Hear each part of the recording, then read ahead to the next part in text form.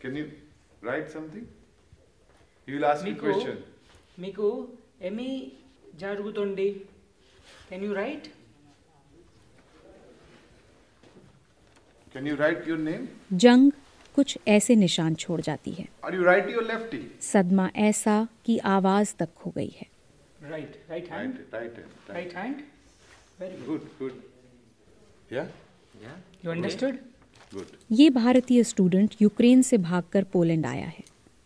कई घंटों से राहत शिविर के वॉलंटियर्स इससे बात करने की कोशिश कर रहे हैं। उनका पूरा शरीर है ना ध्रुज रहा था, वो शेकिंग, और हम लोग 2 मिनट के लिए हमें खुद आइडिया नहीं था कि हम क्या करें, और एग्जैक्टली पानी दिया, he was not in position to drink water, literally shaking, we were so afraid. तो मैं और विराज हम लोग उधर मेडिकल टीम को बुलाने गए, उनको लेके आए, उन्होंने जो टेस्ट करना था कि even they were little confused कि एक्चुअली करना क्या है। Of course they know their medical profession, communication ही नहीं हो रहा था। तो first step was to make him communicate. तो ऐसे पहले हैंड का एक्सरसाइज करवाया, पानी पिलाया, फिर कुछ लिखाया, पेन हाथ में पकड़ाई, फिर हाई फाई किया, तो ही स्टार्टेड रिस्पॉन्डिंग। एंड धीरे धीरे धीरे धीरे पूरा याद करवाया, फिल इन द ब्लैंक्स करवाया, यस नो कराया, स्माइल करवाया। You know by the time थोड़ा कॉन्फिडेंस उसको आया, then he said I am in shock. उसको समझने की ट्राई किया कि भाई तुम्हें क्या हुआ है, तो ही लिटरली रोट कि आई एम शॉक। आखिरकार वो लिखता है। Well done.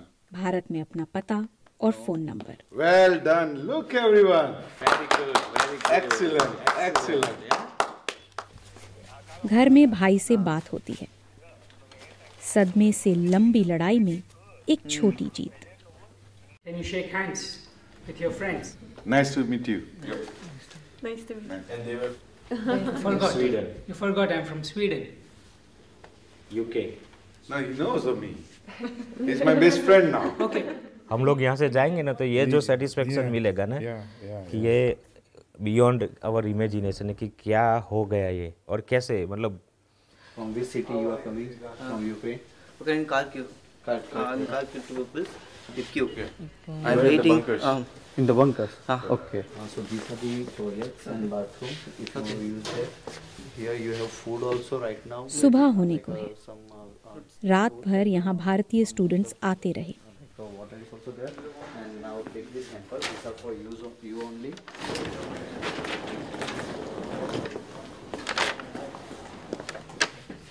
पोलैंड के जेशुफ शहर के एक होटल का ये कॉन्फ्रेंस हॉल है।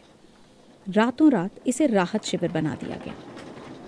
ठंड में सोने के लिए गर्म कमरा, ताज़ा खाना और साफ टॉयलेट। जंग के खतरे से भागे हजारों स्टूडेंट्स के लिए एक महफूज जगह।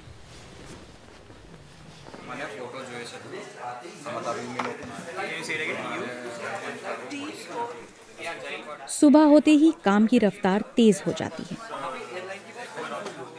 इस राहत शिविर को चलाने के लिए यूरोप के 11 देशों से वॉलंटियर आए हैं। रहने का इंतजाम भारत सरकार की ओर से और खाने का खर्च ऐसे गैर सरकारी संगठन उठा रहे हैं।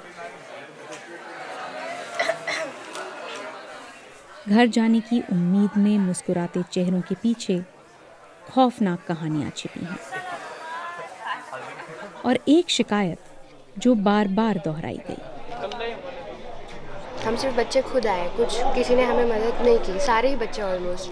उन्होंने ये स्पेसिफाई किया था जब हमने लवी में पूछा था कि हम कैसे आए, क्या होगा वहाँ पे बॉर्डर पे, तो उन्होंने बोला ये एड्रेस मैं भेज रहा हूँ, इस पे आओ, आप बॉर्डर क्रॉस करो, या बॉर्डर पे हुआ कोई तो ठीक है, वरना आपको खुद आना है। बस एड्रेस दिया था, एम्बेसी यहाँ है, यहाँ हमने फ़्लाइट की, यहाँ हमें बेडिंग दी, यहाँ सब किया, बट बॉर्डर तक कुछ भी नहीं। बॉर्डर तक embassy was nowhere, and border तक ही तो ज़रूरत थी, बॉर्डर तक ही तो सब प्रॉब्लम हो रही थी, बॉर्डर तक ही तो हम अनसेफ थे, बस that's it.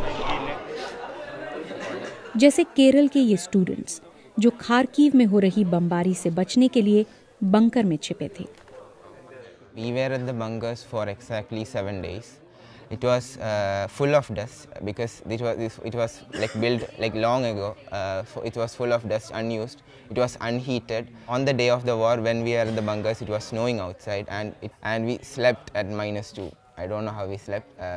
Then outside we are able to hear the shelling, the bombing.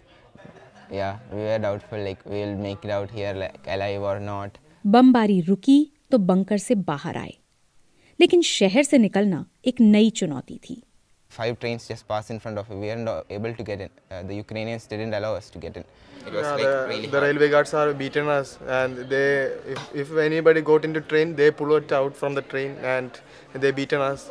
So that's very hard. And when we are staying at the railway, the missiles are going, and that was very dramatic. Now we all got a little PTSD when we just hear like a loud noise. We just like all the breathing, the heartbeat, everything gets accelerated. We got scared after hearing the sounds like boom. That's your. 19 साल के veterinary science के student बाला कुमार लिविव से निकले तो चलते ही रहे। पैदल 3 अलग-अलग बॉर्डर से बाहर निकलने की कोशिश की।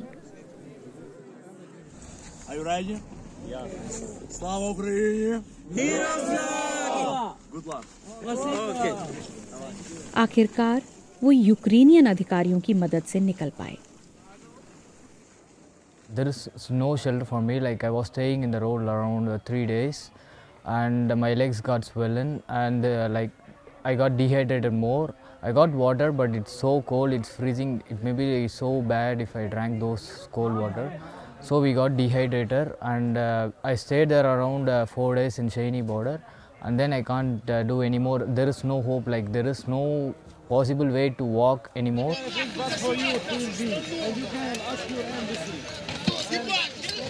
Some medias and some social medias were projecting they're being racist, but it's not completely true. Like maybe sometimes, but not the all time, because they are the ones who gave us food, shelter, and they are the ones who are sending and evacuating as much as they can, and they are doing their best, because those Ukrainian people left their home and their country and running towards their life and trying to survive. But we have a hope that we have our country, India, and we have our home safe there, and people waiting for us. We need to understand the situation between the difference between us and them. इस student को अपने से ज़्यादा अपने पेट Bruce की चिंता थी। Border तक पहुंचने के लिए लगे 5 दिनों में ब्रूस को ठंड से बचाना था। From Lviv we had to board our bus, and from there we had to go to the Poland border, and which was hectic. Like 12 hours we had to stand there and outside, like not even into a shelter or a roof above us. So and it was -6 I guess on that day. And you know how small he is. Even though he has his own clothes and everything, I wrapped him in a hoodie and blankets. Even though like he was shivering literally. And like in the Poland border also, he was not able to sleep also, like the whole night. Like I reached the Poland border around at 6 o'clock in the evening, and the morning around at 5 I got out. So look at the time duration. It was like more than 12 hours I guess. So it was very difficult for Bruce especially. Not even like, I am a human being so I can tolerate, but Bruce, he was like, I literally thought like he would die, like he would end up. But I just made sure that he's okay and he's good. Like I hope like we will fly home today. Bharat का दावा है कि वो Ukraine और रूस दोनों सरकारों से बात करता रहा है, ताकि खुद ग्राउंड पर ना पहुंच पाए तो भी स्टूडेंट्स को यूक्रेनियन और रूसी अधिकारियों की मदद मिल पाए। ऐसे में स्टूडेंट्स के लिए राहत शिविर चला रहे वॉलंटियर्स ही मदद का चेहरा है। आपके फ्रेंड को देना, वो खाना ही नहीं खा रहे हैं।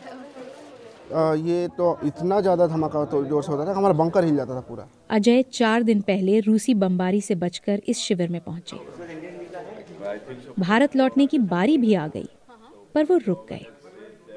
यहाँ पे मैं देखा कि ये लोग, मैंने पूछा तो मुझे लगा, तो लोग बोले कि हम यूके से आए हैं, जर्मनी से आए हैं, और भी वो निःशुल्क, मतलब तो मुझे तो ये BAPS के बारे में उतना पता नहीं था।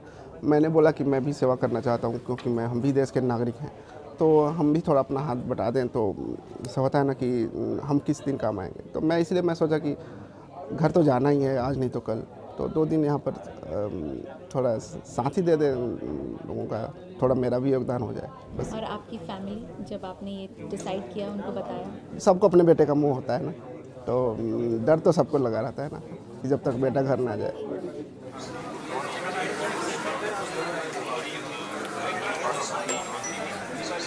और अब घर जाने का वक्त आ गया है। एम्बेसी के अधिकारियों ने भारत जाने वाली अगली उड़ान की लिस्ट जारी की। हर कोई उसमें अपना नाम तलाश रहा था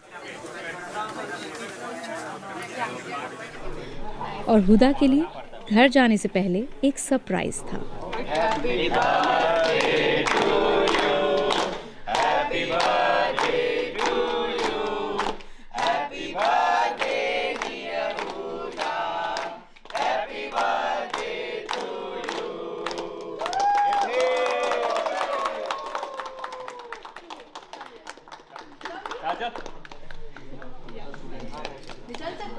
नहीं, वो हम आपको खिलाएंगे।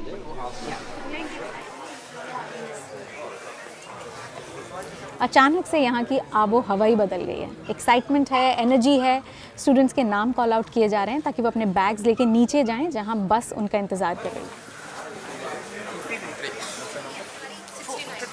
बहुत सारे मुश्किल दिन, रात और फाइनली ये शाम जब ये लोग घर जा रहे हैं। पोलैंड के इस सबसे बड़े राहत शिविर से करीब 200 से ज़्यादा बच्चे ऑपरेशन गंगा के तहत एक फ़्लाइट में बैठेंगे और फाइनली घर जाएंगे। Please stay here. You are in the 51 to 100, right? Which? Line में खड़े ये स्टूडेंट्स आगे बढ़ने के लिए बेताब हैं, पर पीछे बहुत कुछ छूट भी गया है। किसी की किताबें, किसी की कार और सभी की पढ़ाई। करियर के तय रास्ते को अब किस दिशा में मोड़ें? वापस आना मुमकिन होगा और सुरक्षित भी? ऐसे और भी कई सवाल होंगे, पर आज अभी उनका वक्त नहीं है। आज बस घर जाना है। नीरज भाई, अगर कोई खाली है तो बताओ तो जरा।